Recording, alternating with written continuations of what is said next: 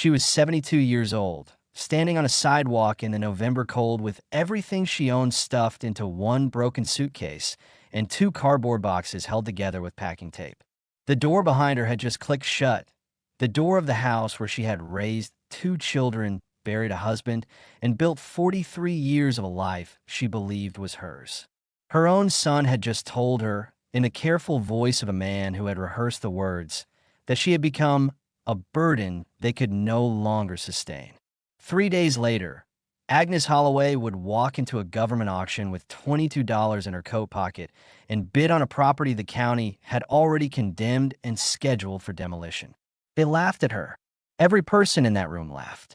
What none of them understood, what none of them could have possibly imagined, was that the broken-down house at the end of Millstone Creek Road would turn out to hold something that historians have been searching for since before any of them were born.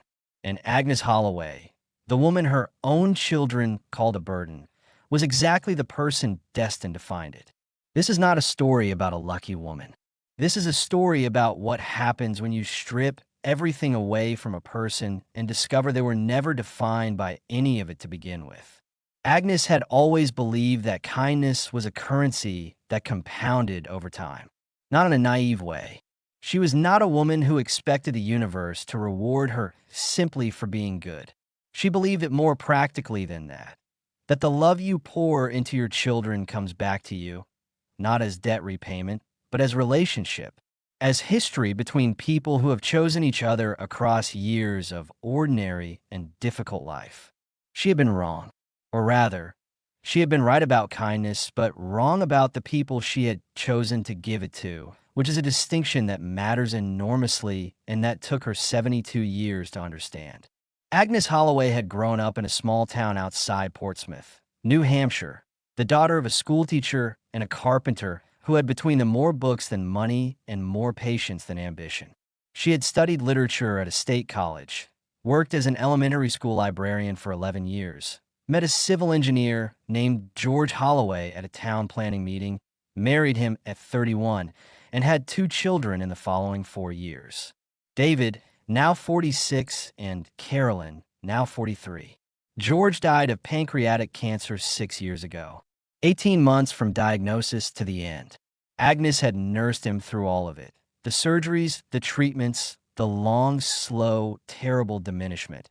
And she had done it with a steadiness that George himself had marveled at in his final weeks. "You're stronger than you know," he had told her.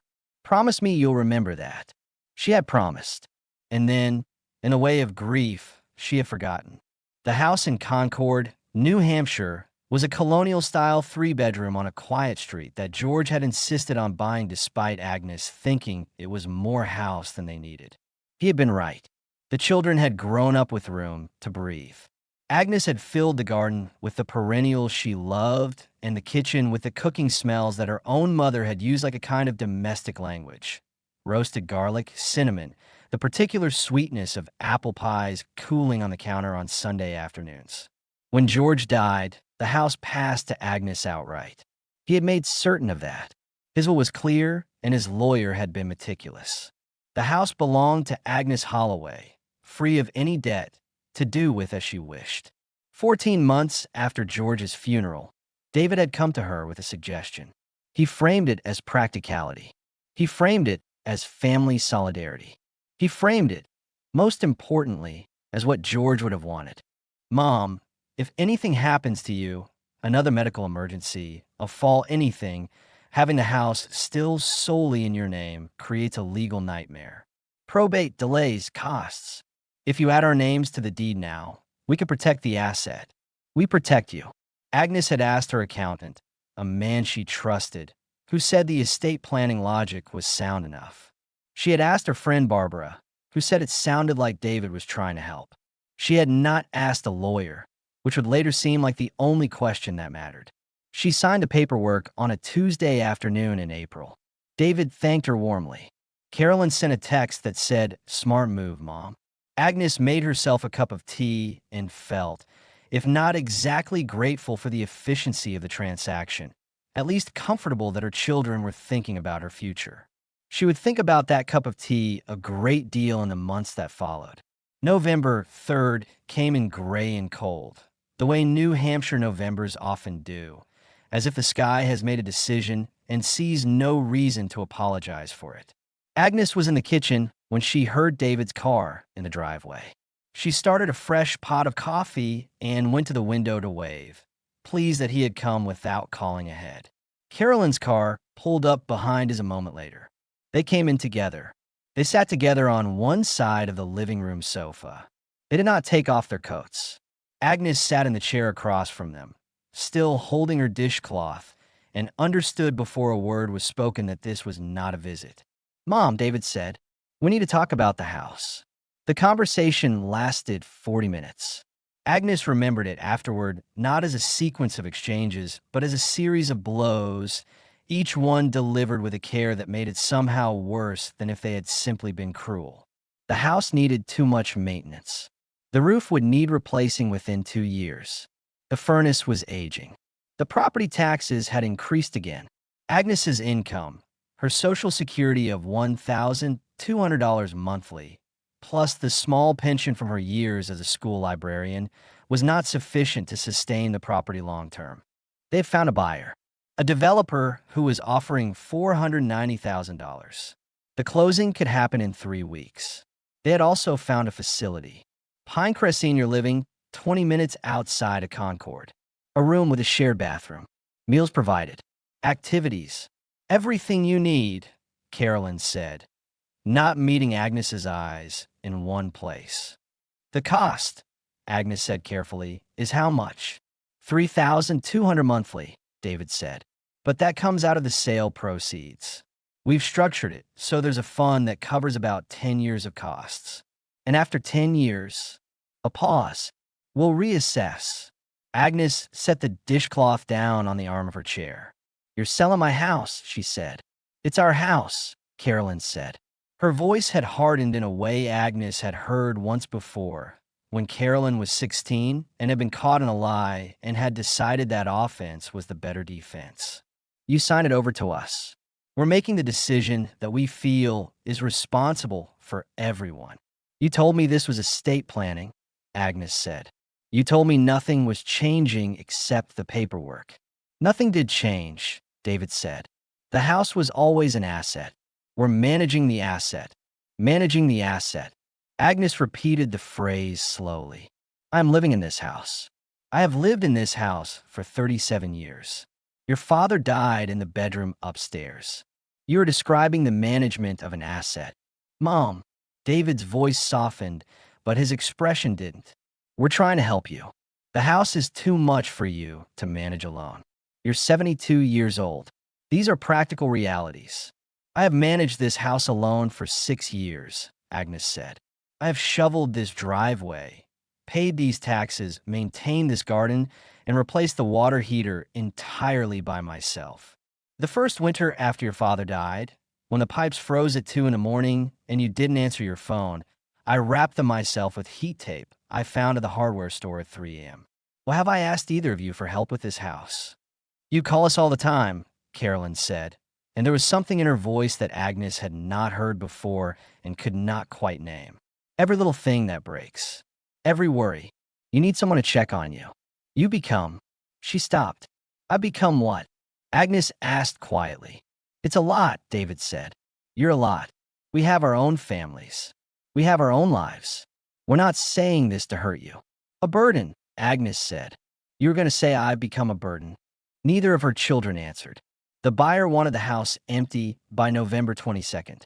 The facility required a deposit of $3,000 to hold her room, a deposit that would come from the sale proceeds, which Agnes would not have access to because the house was no longer legally hers.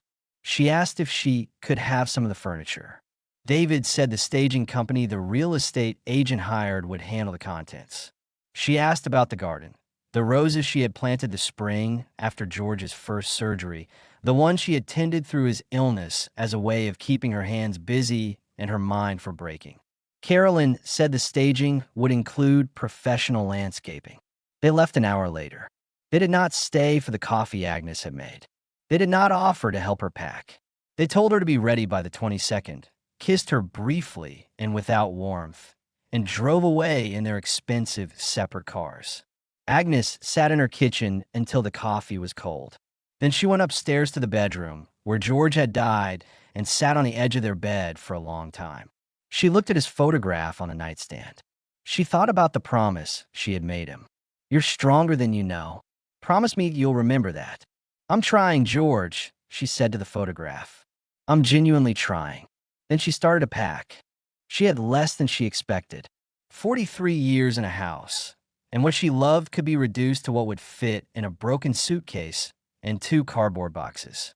Clothes, photographs, the one of George on their wedding day, the one of her mother in the garden, the school pictures of the children from the years when they were still children. Her mother's copy of Jane Eyre, the spine repaired 3 times over decades. George's watch, a small watercolor she had bought at a craft fair in Maine the summer David was born, a painting of a harbor in fog that she had always found peaceful. The moving crew arrived at 8 o'clock on the morning of November 22nd, not to help Agnes move, to empty the house for the buyer's staging. 2 men with a truck who spoke to each other in low voices and looked at Agnes with the polite discomfort of people who understand they are participating in something they'd rather not examine too closely. By 10 o'clock, Agnes Holloway was standing on the sidewalk outside the house, where she had lived for 37 years with 1 broken suitcase, 2 cardboard boxes, and $49.73 in her purse. The cold was the kind that comes off the granite hills of New Hampshire in November, clean and absolute and entirely indifferent to human circumstances. Agnes pulled her coat tighter. The November sky was the color of old pewter. The street was empty except for the moving truck now pulling away from the curb. She looked at the house one more time.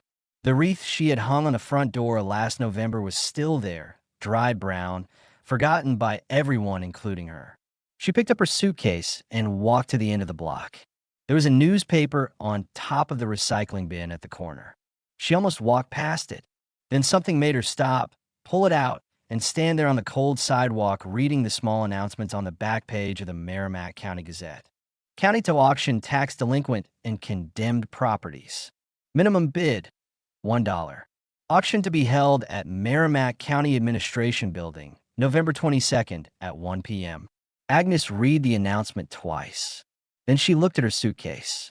Then she looked at the $49 in her purse. Then she looked at the announcement again. If she was going to be without a home regardless, there was a certain mathematics to the situation that struck her as clarifying. She had $49.73. She had nowhere to go. The facility her children had found required a deposit she could not pay. The 3 local motels she had already called that morning were $50 a night minimum. And somewhere in this county, apparently, there were properties available for $1. Agnes picked up her boxes, put them under her arm, and began walking toward the county administration building. The basement conference room of the county building smelled of fluorescent lighting and old coffee. About 25 people were already there when Agnes arrived, dragging her suitcase down a linoleum staircase, carrying her boxes. They were mostly men in their 40s and 50s, the kind of men who showed up at county auctions with clipboards and the practiced confidence of people who had done this before and intended to profit from doing it again. A few of them glanced at her. Most looked away quickly. An elderly woman with a broken suitcase did not register as competition. The auctioneer was a thin man named Gerald Pierce. No relation to the president he mentioned, which suggested it had come up before, who had the rapid, efficient delivery of someone who found efficiency to be its own form of dignity. He moved through the first 21 properties quickly. Lots with foundation issues, commercial spaces with water damage, a former auto shop whose environmental contamination made it more liability than asset. The room bid on them with the enthusiasm of people who saw potential where others saw problems. Agnes sat in a folding chair in the back corner and learned how the process worked. She had $44 remaining after buying a cup of coffee from the machine in the hallway and paying 50 cents for a photocopied property list. She had studied the list carefully. Most of the properties had gone for thousands of dollars even at the first bid. There was one exception. Property number 22, 1,863 Millstone Creek Road, Calvert Township. Single-family dwelling, approximately 1,100 square feet, built circa 1863. Abandoned approximately 17 years. No functioning utilities. Extensive structural damage, including roof failure, foundation compromise, and severe mold. County inspector's recommendation: immediate demolition. Access via unpaved forestry road, impassable during winter months. Property sits on 3.1 acres of heavily forested land. At the bottom of the description, someone had added in handwriting, active wildlife habitation throughout structure. Enter at own risk. No one in the room was going to bid on that property. Gerald Pierce reached it at the end of the afternoon, after everyone had grown tired and several investors had already left. "All right, folks," he said, and his voice had acquired the particular quality of a man preparing to move past something unpleasant as quickly as possible. Property number 22, Millstone Creek Road, out in Calvert Township. Built in 1863. I'll be honest with you, this one's been on our condemned list for 4 years. The inspector's report uses words like catastrophic and irredeemable. We have a family of raccoons confirmed in the kitchen area, a roof that is more hole than roof, no electricity, no water, no septic system, no road access in winter, and 17 years of complete abandonment. The county's position is that demolition is the responsible outcome. However, we are legally required to offer it at auction before we can schedule demolition. So, $1. Who wants a house from 1863? Silence. Anybody? It's historical. Sort of. Laughter from the remaining investors. Come on, we've got raccoons included in the price. More laughter. $5, Agnes said from the back of the room. The silence that followed was different from the silence before. This one had texture. Every head turned. Gerald Pierce looked toward the back of the room and found her. "I'm sorry, Mom." "Did you?" $5, Agnes repeated louder. "I'm bidding $5 for property number 22. For approximately 4 seconds, the room was completely still. Then it was not. The laughter was not the polite kind. It was the kind that comes from people who have decided that the funniest thing they have seen in recent memory is happening right now, and they want each other to know they agree. Several of the investors were openly grinning. One man actually said, out loud, "Lady, you're buying a raccoon motel." Another said something about good luck surviving a New Hampshire winter in a condemned building. A third, apparently feeling helpful, explained that the renovation costs alone would exceed $60,000, and that's before you deal with the mold. Agnes did not look at any of them. She was looking at Gerald Pierce. Pierce held up a hand for quiet. He looked at Agnes with the expression of a man who is deciding whether his professional responsibility requires him to save a person from themselves. "Ma'am," he said, "I want to make sure you understand what you're bidding on. This is a condemned structure. It has been condemned for 4 years. It has no utilities, no road access in winter, and the county recommendation is demolition." "Are you?" "Understand," Agnes said. $5 is my bid." Pierce looked around the room. "Anyone want to bid $6? Anyone?" He waited what seemed to Agnes like a very long time. No one moved. "Going once at $5, he said. "Going twice." He paused again. "Sold. Property number 22 to the woman in the back for $5. Agnes walked to the front of the room, opened her wallet, and counted out 5 single-dollar bills. She placed them on the table in front of Gerald Pierce. He stared at them for a moment. Then he pulled out the transfer paperwork. "Name?" he asked. "Agnes Holloway." As Pierce filled out the forms, a man approached her from the side. Younger, perhaps in his mid-40s, wearing a jacket that cost more than Agnes's monthly grocery bill. He spoke quietly, not unkindly. "Look, I don't know your situation, but that property is genuinely dangerous. The floor has rotted through in multiple places. I drove past it last year when the county sent out notices. The roof has a 4-foot hole in it. There's no heat, no water, no anything. You cannot live there. You will be hurt. Agnes turned to look at him directly.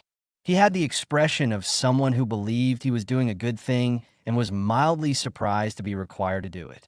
I appreciate your concern, she said. I'll manage. With what?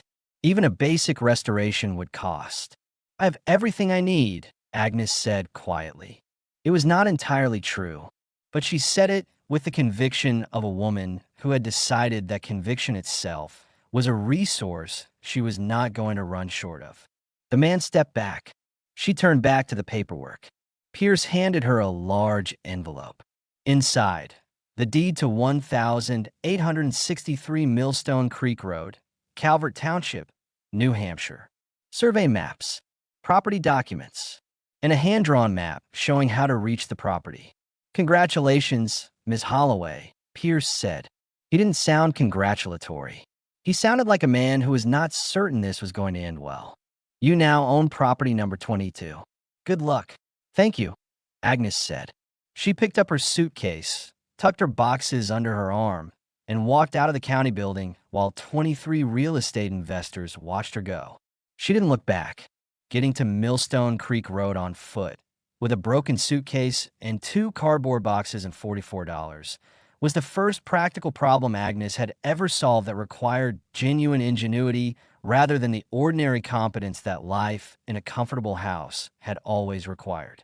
She walked 3 miles to the eastern edge of Concord before her back told her the boxes were a problem.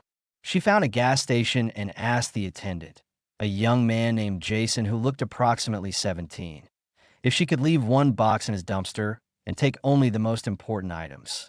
He said yes, looking at her with the careful concern of someone not sure whether to call anyone. She consolidated her possessions into the suitcase and 1 box.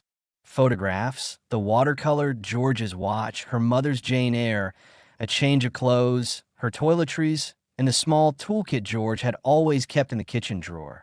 A hammer, a flathead screwdriver, a Phillips, 2 sizes of pliers, and a utility knife.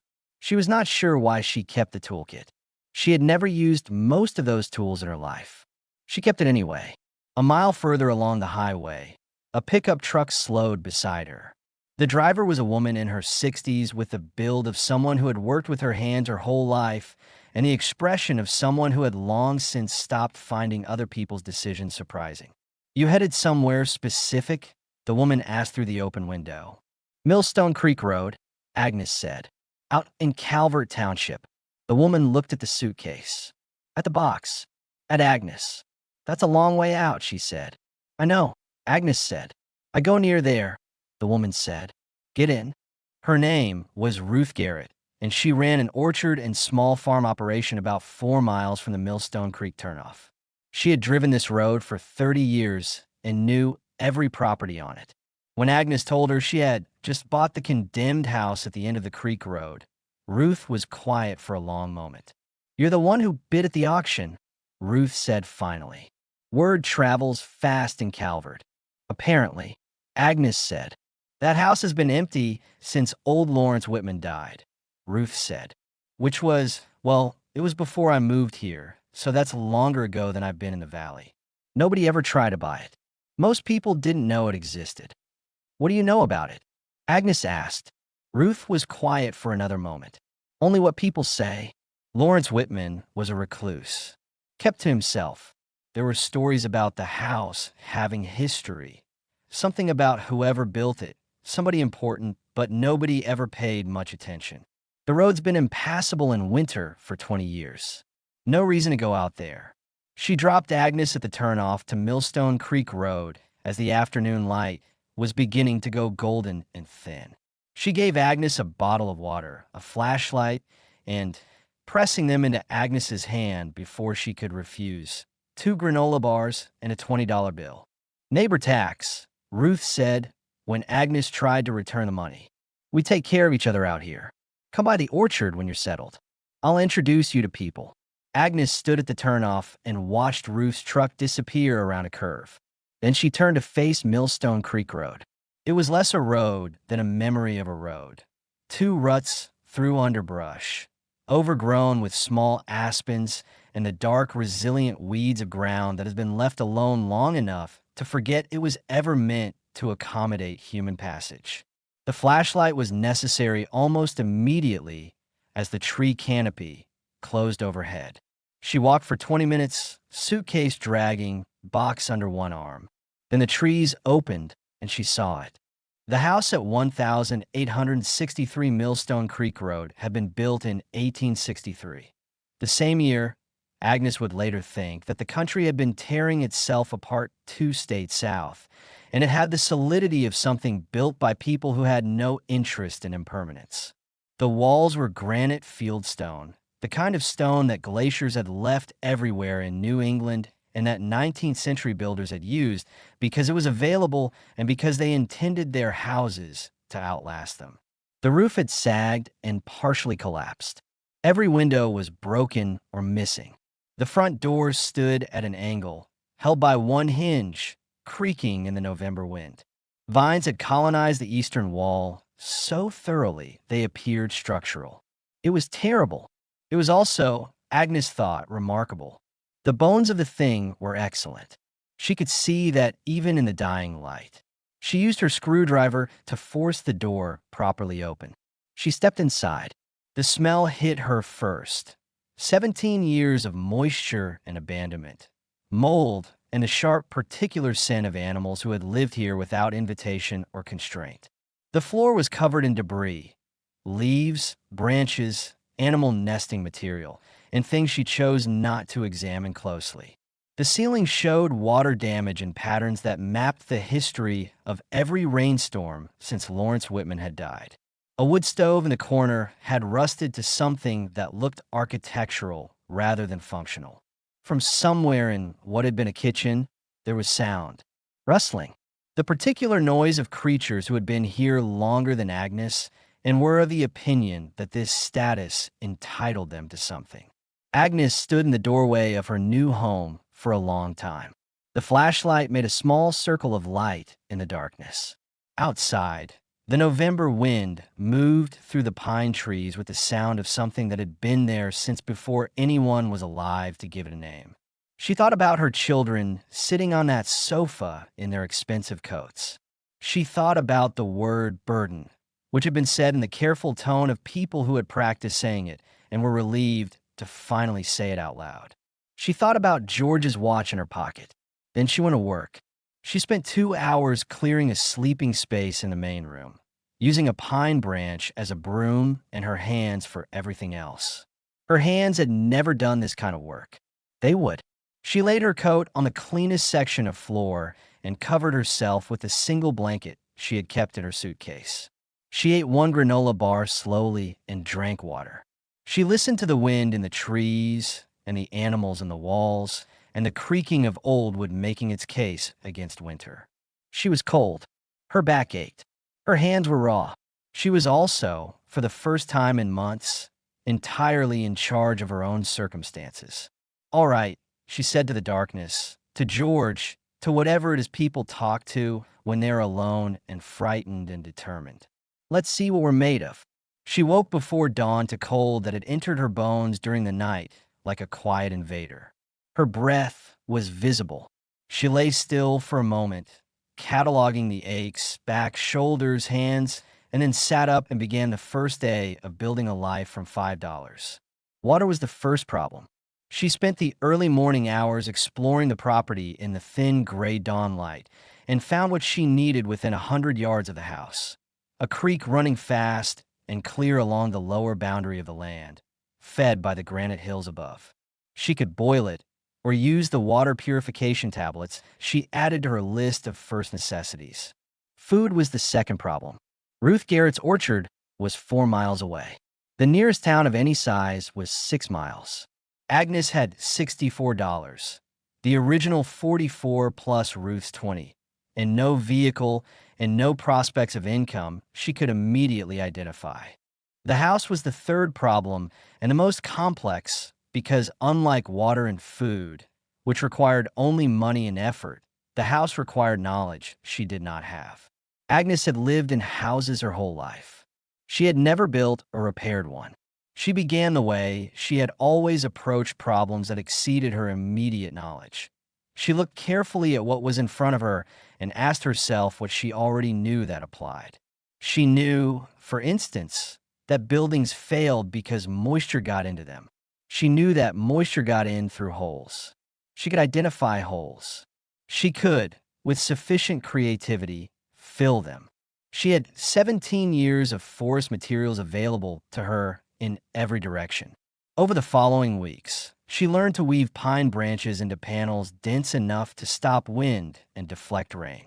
She learned to make a workable mortar from creek clay, wood ash, and dried grass, a technique she discovered by accident when she noticed that the original stone walls had been set with something that looked like mud and had lasted 160 years.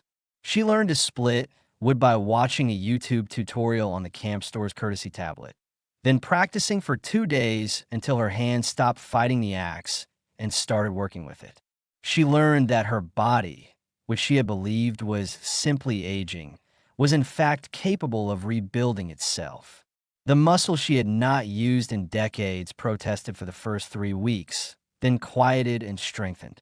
The calluses that formed on her palms did not feel like damage. They felt like armor. Ruth Guerra had told the truth about neighbors. Within a week of Agnes's arrival, Ruth stopped by with a kerosene lamp, a box of basic tools, and the direct matter-of-fact generosity of someone who has lived through hard winters and considers practical help to be a basic courtesy.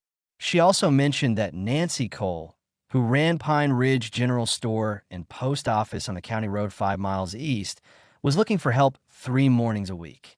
Agnes walked to Pine Ridge General Store on a Thursday morning and introduced herself to Nancy Cole, who was stout and efficient and had the evaluating eyes of someone who had run a country store for 25 years and could gauge the reliability of a new face within 60 seconds.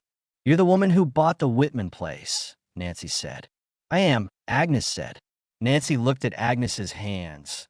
The new calluses, the broken nails, the evidence of work. "You cleaned that place out?" "Working on it," Agnes said.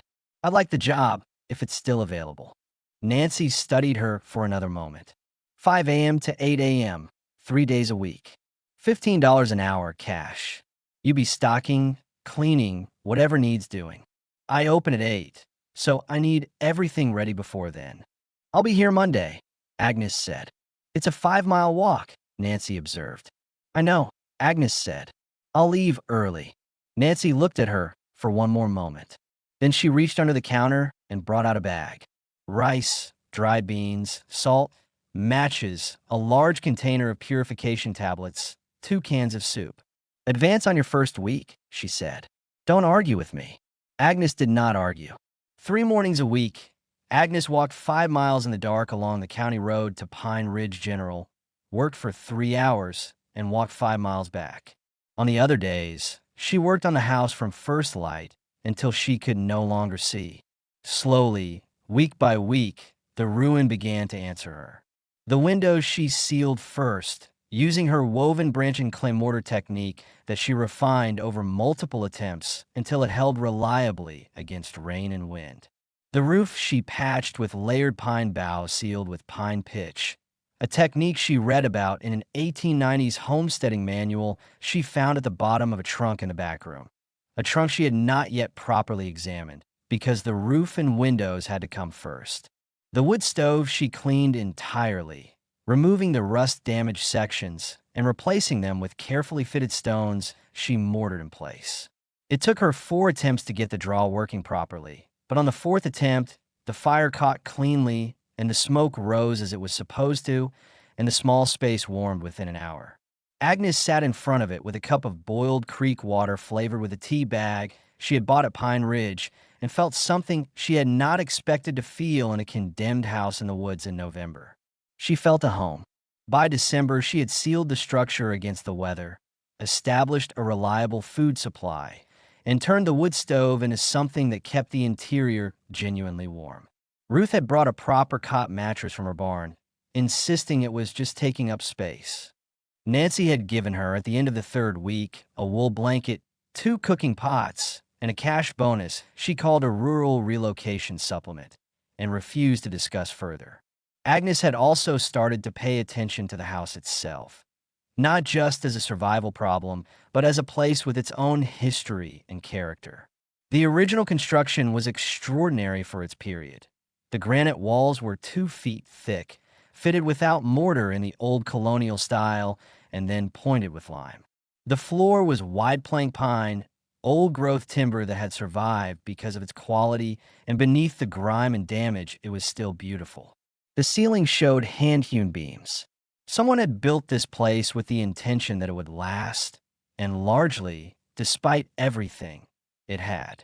In the back room, the room she had been using for storage because the floor was sound and the damage less severe, she began, in her 3rd week, to properly sort through what had been left behind. Lawrence Whitman had apparently been what the county records described him, a recluse. He had left behind the ordinary accumulations of a solitary life, old tools, broken furniture, decades of newspapers. But he had also left behind, pushed against the far wall and partially covered by a collapsed shelf, a wooden trunk. Agnes had noted the trunk from her first day and set it aside as a lower priority than survival. Now, in her 3rd week, with the house weathertight and the stove functional and her situation graduated from emergency to merely difficult, she opened it. Most of the contents were what she expected. Old clothing, a Bible with Whitman family names written on the flyleaf going back to the 1800s. A box of photographs, too water damaged to read. Newspaper clippings about local events from the 1960s and 70s. At the bottom of the trunk, wrapped in 2 layers of oilcloth that had dried to brittleness but held, was a flat wooden case approximately 2 feet by 3 feet. The case was locked, but the lock was a simple mechanism that had corroded open. Agnes lifted the lid. Inside the case, separated by sheets of thick archival paper that had yellowed but not deteriorated, were drawings. Not casual sketches. Not the ordinary illustrations of a hobbyist. These were botanical drawings of extraordinary precision and beauty. Plants rendered in fine ink and watercolor with the meticulous observational detail of a trained scientific illustrator. Each drawing was accompanied by handwritten notes in Latin and English, identifying species, noting locations and dates, and recording observations about medicinal and ecological properties. The handwriting was small, consistent, and clearly feminine. The drawings were dated. The earliest was August of 1864.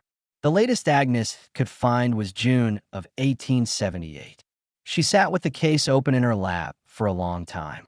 Then she picked up the top drawing, a detailed illustration of a plant she did not recognize, with root structure shown, flower anatomy labeled, and a notation that read, "Found only on north-facing slope above the creek. Never documented in any flora of New England." Properties observed over 4-year period suggest significant anti-inflammatory action. Specimen preserved. Below this, in the same careful hand, EH, September 1866. Agnes turned over the drawing. On the back, in pencil, almost faded to invisibility, "These drawings are the work of 17 years. If you have found them, keep them safe. They're the truest work I have ever done. Eliza Hartwell, 1878. Eliza Hartwell. Agnes said the name aloud to the empty room. She thought, I know that name. She thought she knew the name from something she had read, or heard, or seen in a museum. She was not certain enough to act on the feeling. She spent the following week being careful with the drawings, handling them as little as possible, keeping them flat in the case with the oilcloth cover replaced, while she tried to remember why the name was familiar. It came to her on a Tuesday morning at Pine Ridge, when she was restocking the small local history section near the back of the store. There was a slim paperback there, published by the New Hampshire Historical Society, titled Lost Voices, Women of Science in 19th Century New England. Agnes had straightened that section a dozen times without paying attention to the individual titles. On this Tuesday, for reasons she could not explain, she opened it. Eliza Hartwell had her own chapter. She had been a botanist and naturalist, born in Concord, New Hampshire, in 1841, the daughter of a physician who had given her access to his library and encouraged her interest in natural science at a time when such encouragement for a daughter was exceptional. She had produced botanical illustrations for several academic publications in the 1860s and published a monograph on medicinal plants of the White Mountains in 1869 that had been well received by specialists and largely ignored by the broader scientific establishment, as was common for work produced by women of the period. She had moved to a remote property in Calvert Township, the Historical Society believed to study undocumented plant species, in approximately 1863, and had essentially disappeared from the record after that. Her later work, believed to represent the most significant of her career, had never been found. Historians of botanical science had periodically renewed interest in finding it. None had succeeded. Agnes sat in the back of Pine Ridge General Store with a pamphlet in her hands for 15 minutes. Then she put it back on the shelf, bought it with her own money, and walked the 5 miles home thinking. She told Ruth about the drawings that Saturday. Ruth drove out to Millstone Creek Road and looked at them in silence for a long time. "You need to talk to someone at the college," Ruth said finally. "I don't have any credentials," Agnes said. "I'm a retired school librarian living in a condemned house. Who's going to take me seriously?" Ruth looked at her with the expression Agnes had come to recognize as Ruth's version of decisive. "I know someone at Plymouth State who studies women in 19th century New England history. Her name is Dr. Helen Marsh. She came to my orchard 2 falls ago for a field study with her students. She's serious and she's honest, and she will not try to take advantage of you. If these drawings are what you think they are, she will know." Agnes looked at the case, at the careful lines of Eliza Hartwell's work. At 17 years of observation and documentation hidden in a wooden trunk in a house the county had condemned as worthless. "Tell her to come to the house," Agnes said. "I'm not taking these anywhere." Dr. Helen Marsh arrived on a Friday afternoon in early January, driving a 12-year-old Subaru that was more mud than paint and carrying a bag so full of reference materials that it listed to one side. She was in her early 50s, with the particular energy of a person who had found their exact right work in the world and was always slightly impatient to get back to it. She sat at Agnes's makeshift table, a plank across 2 sawhorses, which was all Agnes had, and opened the case, and for approximately 10 minutes, she said nothing at all. Then she said several things in rapid succession that included the phrases, "This is not possible," 17 years of undescribed specimens, the medicinal documentation alone, and "Do you have any idea what this is?" "I think I have some idea," Agnes said. "I'd like to hear your assessment." Dr. Marsh spent the next 90 minutes explaining, with the thoroughness of an academic who considers incomplete explanation to be a form of dishonesty. Eliza Hartwell, she said, had been recognized by the small community of historians who studied 19th century women scientists as a figure of extraordinary potential whose later work had always been assumed lost. The 1869 monograph had shown observational skills comparable to the leading naturalists of her period. The later work that historians speculated about had been understood to involve new species documentation in what Hartwell's surviving letters described as a systematic study of medicinal properties that modern medicine has not yet explored. If the drawings Agnes had found were authentic, and Dr. Marsh was already fairly certain they would represent one of the most significant recoveries of 19th century scientific material in New England history. The botanical specimens alone, Dr. Marsh said, looking at the careful documentation of plants and species and location notes, could be invaluable to current ecological research. Some of these appear to be species that have disappeared from New Hampshire entirely. Having documentation from 1864 provides baseline data we simply don't have. What happens now? Agnes asked. Authentication, first. I'd like to bring in a colleague from the botany department and a specialist in 19th century manuscript materials. With your permission. Nothing leaves this house without your explicit consent. My explicit consent in writing, Agnes said. Dr. Marsh looked at her with what appeared to be respect. Absolutely. You own this property. Everything in it belongs to you. Anything we do happens on your terms. Agnes looked at the case, at Eliza Hartwell's careful work, at 17 years of a woman's life, preserved in oilcloth in a wooden trunk for 145 years, waiting. She was here, Agnes said. She built this house, or she moved into it, and she spent 17 years working in these woods, and the world forgot her completely. Not even forgot, never knew. She did the work and got nothing for it. No, Dr. Marsh said quietly. She got this. She gestured at the drawings. She got the work itself. And now you've found it. Agnes was quiet for a moment. She left a note, she said, on the back of the top drawing. She said she hoped whoever found them would keep them safe. Will you? Yes, Agnes said. I will. The authentication process took 6 weeks. Dr. Marsh brought 2 colleagues, a botanist named Dr. James Hollister from the University of New Hampshire and a manuscript specialist named Dr. Ruth Delaney from Dartmouth, who examined the drawings, the paper, the ink, the handwriting, and the botanical content with a methodical focus of people for whom proof and precision are professional obligations. Their conclusion, delivered in a formal letter to Agnes in February, was unambiguous. The drawings were authentic Hartwell work. The paper and ink were consistent with the 1860s through 1870s period. The botanical content included documentation of 14 species not recorded in any known flora of the period and 3 species now believed extinct in New Hampshire, with specimen notes detailed enough to inform current climate change research. The medicinal observations, while requiring modern validation, were sophisticated enough to be worth serious pharmaceutical attention. The collection, as a whole, was described as a discovery of major significance for the history of American science and for the scientific understanding of 19th century New England ecology.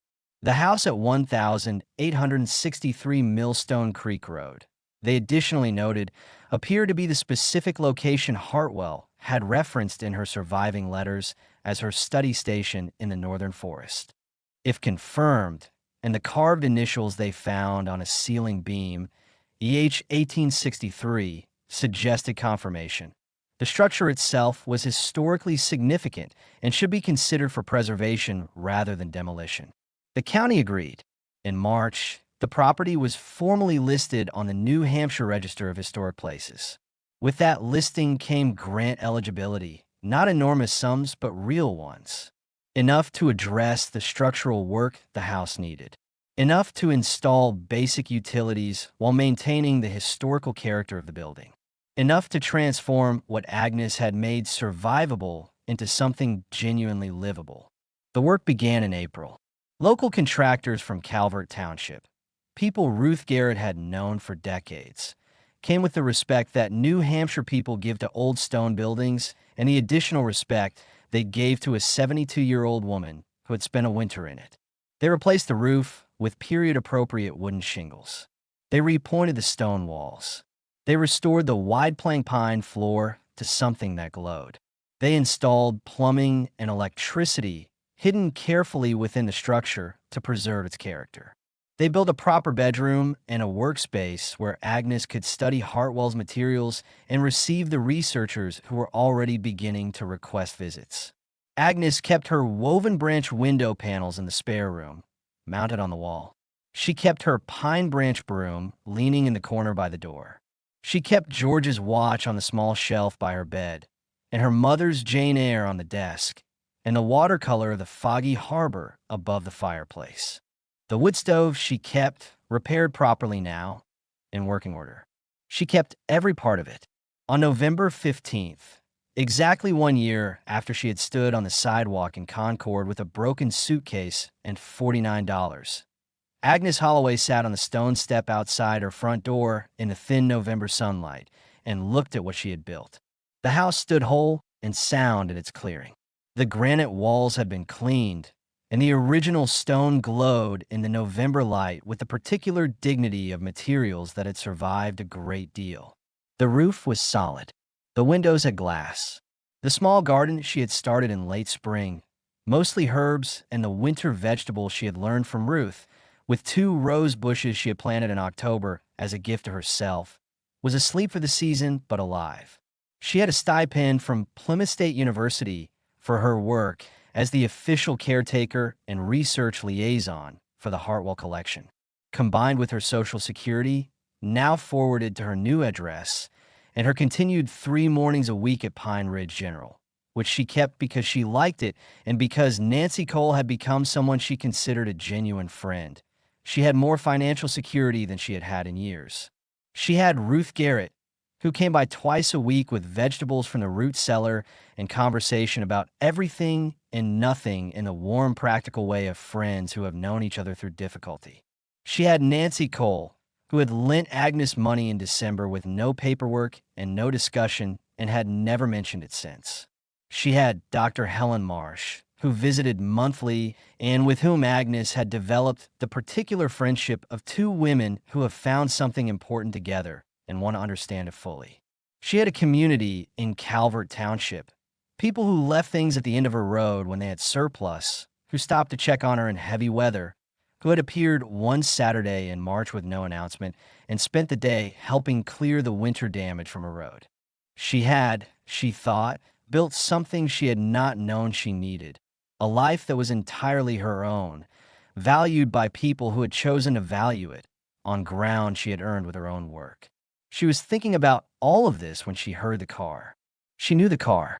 It was David's, a black SUV, expensive, the kind with a sound system she had never understood the need for.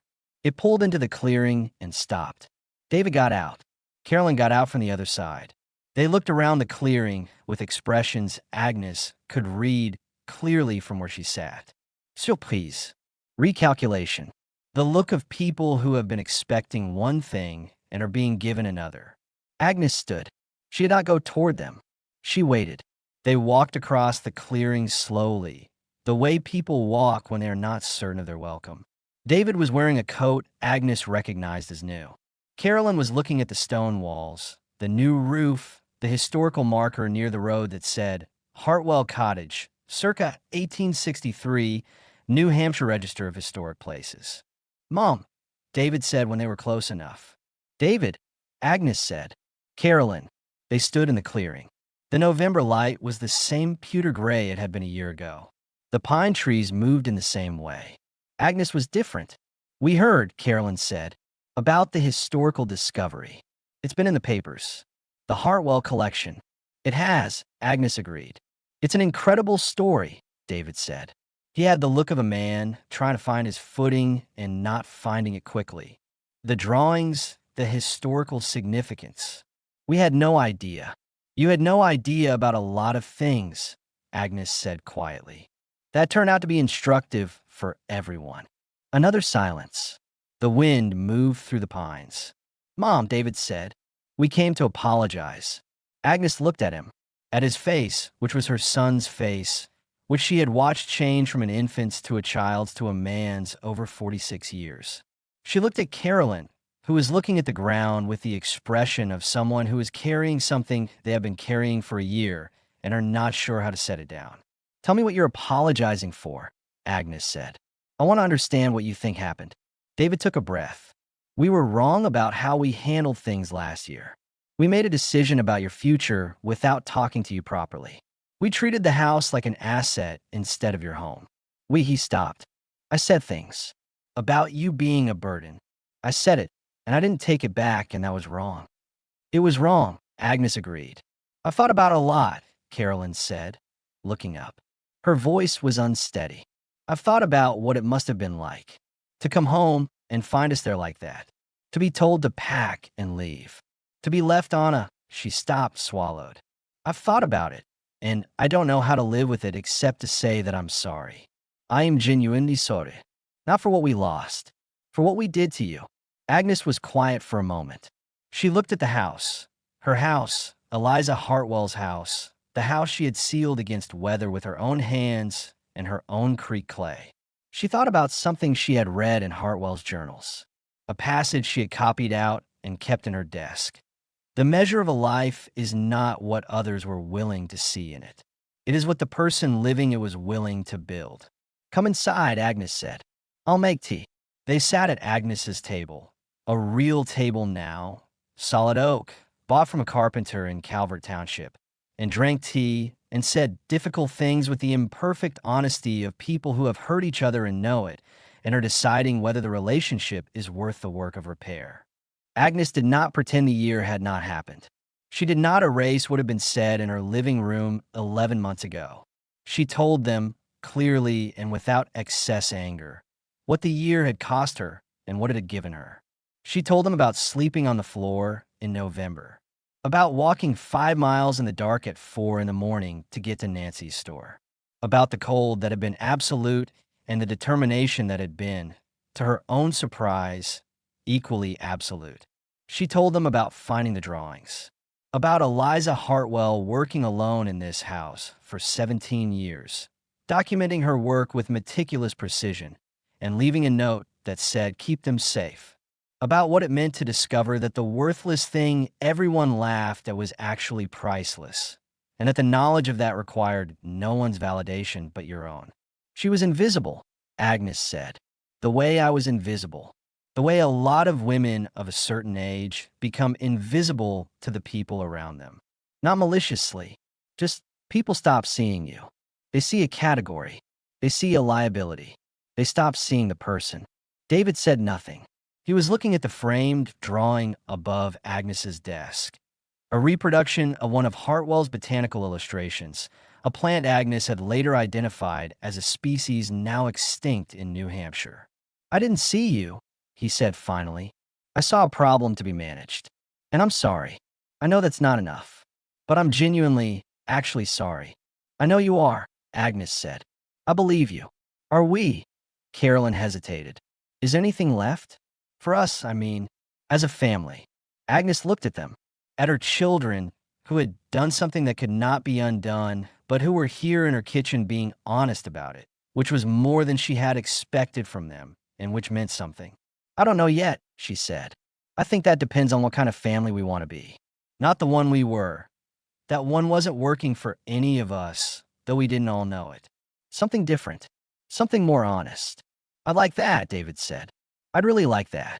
Then let's try, Agnes said, slowly, with honesty. No pretending things are fine that aren't. No managing each other. Okay, Carolyn said. She was crying now, quietly, the way adults cry when they're not performing it. Okay, yes. Agnes refilled their tea. Outside, the November wind moved through the pines with its deep, familiar sound. The house held its warmth against the cold the way it had been built to do, the way Agnes had repaired it to do, the way it would continue to do long after all of them were gone. On a Saturday in February, Dr. Helen Marsh drove out to Millstone Creek Road with a package under her arm, and Ruth Garrett came from the orchard, and Nancy Cole, Clothespine Ridge General, an hour early. They sat in Agnes's main room around the wood stove with tea and the apple cake Ruth had brought, and Dr. Marsh put the package on the table. Inside was a published monograph, freshly printed, its cover showing one of Eliza Hartwell's botanical drawings in careful reproduction. The title read, Recovered Voices, the Hartwell Botanical Collection, 1864 to 1878. Edited by Dr. Helen Marsh, Plymouth State University. With an introduction by Agnes R. Holloway, curator, Hartwell Cottage Historical Site, Calvert Township, New Hampshire. Agnes turned to the introduction. It was her own words, the essay she had written over the winter, sitting at her desk in the evenings by the light of the lamp, try to explain what it meant to find a woman's life's work in a wooden trunk, and what it meant that the work had survived when the recognition had not. Eliza Hartwell built her life around careful attention. The essay began. She looked at things other people had looked past, and she wrote down what she saw. She did this for 17 years in a house that most people did not know existed.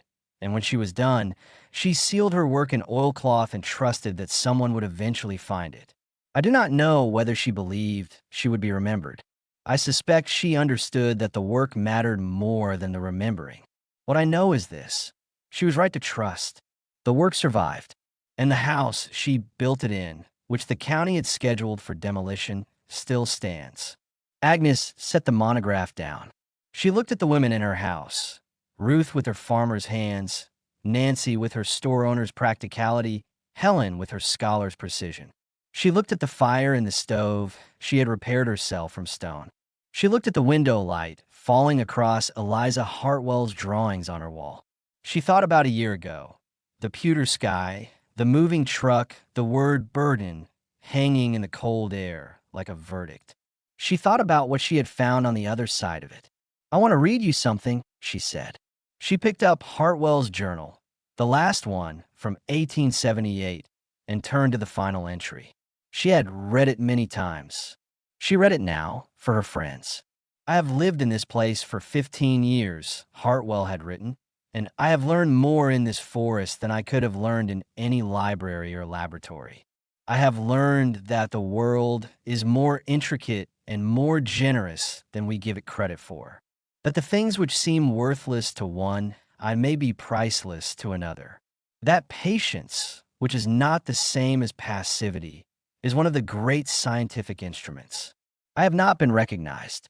I have not been published or celebrated or included in the conversations that my work warrants. I have been invisible, as women of my kind are made invisible as a matter of course. But I have done the work. The work is real. The work is here. And I trust. I choose to trust because the alternative is despair, and I am not a despairing person. That one day, someone will find it and understand what it was for." Agnes closed the journal. "She was talking to us," she said. "All of us, I think." She was saying, "The work you do in invisible places is still real. The life you build when no one is watching still matters. You're not diminished by what other people fail to see in you." The room was quiet for a moment. "That's what this house taught me," Agnes said. "I thought I was buying $5 worth of shelter. I was actually being given the chance to find out what I was made of, and to find the work of a woman who deserved to be remembered, and to understand that the things other people dismiss as worthless are often the most important things of all." Ruth set down her tea. "You know what I think?" she said. "I think the house picked you." Agnes laughed. "I think I was the only one willing to pay $5 for it." "That too," Ruth said. "But still." Agnes Holloway's birthday fell in March. She turned 73 in her kitchen in Calvert Township with Ruth and Nancy and Helen and 4 researchers who had come to study the Hartwell collection and had been adopted into the household in the way that the households of people with large hearts and small rooms tend to absorb people. David and Carolyn came too. They had been coming on Sunday afternoons since November, slowly, with the careful tentativeness of people trying to build something new on a foundation that they themselves had damaged and were now working earnestly to repair. Agnes had watched them over the winter months. She had watched David learn to listen instead of manage. She had watched Carolyn sit quietly in the house and look at the drawings and the stone walls with an expression that suggested she was understanding, perhaps for the first time, what it meant that her mother had done this. At one point, Carolyn had asked to see the room where Agnes had slept that first night. The corner of the main room where she had laid her coat on the floor and covered herself with one blanket and looked up at the hole in the roof through a tarp she had strung herself. Agnes showed her. Carolyn stood in that corner for a long time without speaking. Then she said, "I didn't know who you were." She said it simply, without defense or excuse. "I thought I did. I thought I knew who my mother was. But I didn't know this." She gestured at the room, at the house, at the whole accumulated, improbable reality of Agnes's year. "I didn't know you were this person." "I didn't either," Agnes said. "That's rather the point." At the birthday gathering in March, Dr. Marsh made a small speech about the progress of the Hartwell research. 3 academic papers already in progress. A partnership with UNH's botany department to study Hartwell's extinct species documentation, growing interest from climate scientists. She talked about what it meant, scientifically and historically, to recover a lost voice. She said some generous things about Agnes that Agnes accepted with the composure of someone who has learned to receive acknowledgement without either deflecting it or depending on it. Then Ruth stood up and said, with the bluntness of a woman who runs an orchard and has no patience for unnecessary sentiment, I just want to say that the best thing about this year is that a person I'm proud to know did something I could not have done. And that because she did it, something worthwhile exists that didn't exist before. And I'm glad she came to this valley. I'm glad she's our neighbor. I'm glad she stayed. Agnes looked at the faces around her table, at the people who had chosen her, not because she was useful to them or convenient, not because obligation required it, but because they had seen who she was and decided that mattered. She thought, this is what George was telling me. Not that I would be looked after, that I was strong enough not to need to be. Thank you, she said. To all of them for all of it. Thank you. On quiet evenings in the late spring and summer that followed, Agnes would walk the property, through the 3 acres of forest that Hartwell had walked for 17 years, noting the same creek, the same north-facing slopes, the same light through the same species of trees that had grown and died and seeded and grown again. She would look for the plants Hartwell had documented, and sometimes she would find something that might be a descendant of one, and she would make careful notes in the journal she had started keeping, not with any scientific pretension, but with the same impulse she recognized in Hartwell, the desire to pay attention to what was actually here rather than to what you had expected or feared. She thought sometimes about her children and the year that had broken something between them, and whether it was repairing properly or only repairing in the way of old bones, which heal but leave a record of the fracture. She thought it was probably both. She was willing to live with both. She thought about the word burden, which had been said to her on a November morning in a house she had loved and which had been taken from her. She had once believed that word was about weight, that you could become too heavy for the people around you to carry. She understood now that it was actually about visibility. When you are seen clearly as a full and complex person, you are never a burden, you are a presence. It is only when people have stopped seeing you that you become, in their eyes, a weight without a face. The solution to being called a burden is not to make yourself lighter. It is to insist on being seen. Eliza Hartwell had understood that. She had not made herself lighter. She had done her work and sealed it in oilcloth and trusted that the seeing would eventually come. It had. Agnes walked the creek path on an evening in late June, when the forest was full of the particular green light of New England summer, layered and deep, the light of a place that takes 6 months to arrive at this abundance and intends to spend it generously. She could hear the creek over the stone. She could hear, faintly, a wood thrush somewhere in the maples above.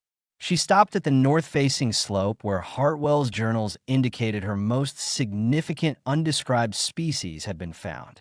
She looked at the vegetation carefully, the way she had been learning to look, with attention rather than expectation.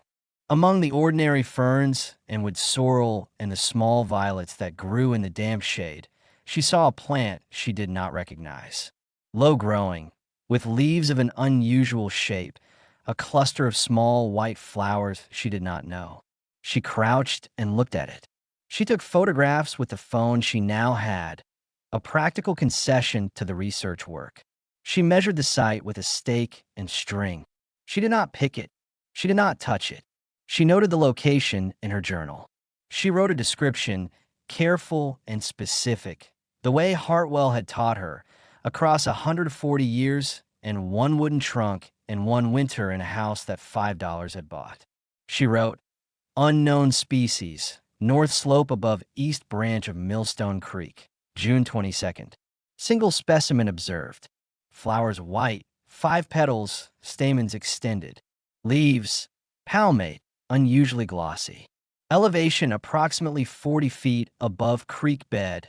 North aspect, full shade. No match found in any regional flora consulted. Photograph taken. Dr. Hollister to be contacted. She closed the journal. She sat for a while on the slope in the green summer light, listening to the thrush and the creak and the long, patient sound of a forest that has been here long before anyone arrived to witness it and will be here after everyone is gone. She thought, Eliza Hartwell sat here, right here probably, with her journal and her ink and her extraordinary clear attention, looking at the same light on the same slope, noting the same things that needed noting, trusting that the work was real even when no one was watching. She thought, I am watching now. She thought, that's enough. That's exactly enough. The things Agnes Holloway had owned when she stood on a Concord sidewalk in November had fit in one broken suitcase and a cardboard box. What she had built in Calvert Township could not fit in any container. It was a restored house from 1863, sound and warm and full of light. It was the recovered life's work of a woman named Eliza Hartwell, finally being read by the people it was written for. It was a collection of friendships made in difficulty and therefore as honest as friendships get. It was a relationship with her children, fractured and mending, real in its imperfection. It was a knowledge of herself, the particular and sturdy knowledge that comes not from being told who you are, but from discovering it, alone, in difficult conditions, at an age when most people believe the discovering is finished. She had been called a burden at 72. She had spent a winter in a condemned house, carrying water from a creek and making mortar from clay and ash, sleeping on her coat on a rotten floor, walking 5 miles in the dark 3 mornings a week to earn $15 an hour.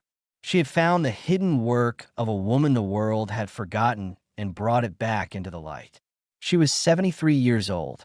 She had never been less of a burden and more of a person than she was right now. The $5 house the county had called worthless was a historical landmark. The woman everyone had called worthless was its curator. The work she had done when no one was watching had turned out to matter a great deal. Agnes thought sometimes about what she would say to someone who was standing on their own sidewalk somewhere, holding their own cardboard boxes, hearing their own version of the word burden echo in the cold air. She thought she would say, you do not get to decide whether other people see your value. That is not yours to control. What is yours is what you do in the space that opens up when they fail to see it. What you do with $5 in a condemned house and the absolute cold fact of starting over at 72 in a New Hampshire winter. Sometimes the thing everyone calls worthless is a treasure. Sometimes the person everyone dismisses is exactly the person that something important has been waiting for. Sometimes the worst thing that happens to you is the beginning of the truest life you have ever lived. Agnes Holloway had learned these things not from being told them, but from living them, one cold morning at a time, in a house built in 1863 on a creek road in Calvert Township. She had learned them with her hands. Thank you for following this story. Let us know in the comments below what part of Agnes's journey stayed with you. Whether it was the moment she raised that $5 bill, the night she spoke to her children honestly, or the discovery that changed everything. We believe stories like this one matter because they remind us that dignity cannot be taken from a person, only set aside temporarily until they're ready to reclaim it. If this story has moved you and you'd like to stand with us in bringing more voices of truth and hope to light, please consider supporting our work. Even the smallest gift helps us continue creating and sharing these powerful stories. You can find the donate link in the description. And of course, don't forget to subscribe so you won't miss the next chapter we're preparing for you.